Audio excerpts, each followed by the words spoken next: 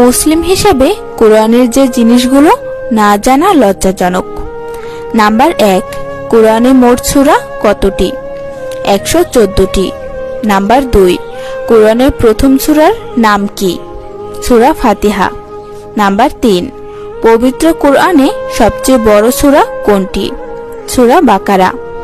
Number 4, কোরআনের সবচেয়ে ছোট সূরা কোনটি? সূরা কাউসার। নাম্বার 5, কোরআনের মধ্যে সবচেয়ে বড় আয়াত কোন সূরায়? সূরা বাকারায়। নাম্বার 6, কোরআনের মধ্যে সবচেয়ে ফজিলতপূর্ণ আয়াত কোনটি? আয়াতুল কুরসি। নাম্বার 7, ফরজ নামাজের পর কোন আয়াতটি পাঠ করলে মৃত্যু ছাড়া জান্নাতে যেতে কোনো বাধা থাকে না? আয়াতুল কুরসি। নাম্বার 8, পবিত্র কোরআনে কোন সূরাটি পাঠ করলে কবরের আযাব থেকে রক্ষা পাওয়া যায়? সূরা মুলুক।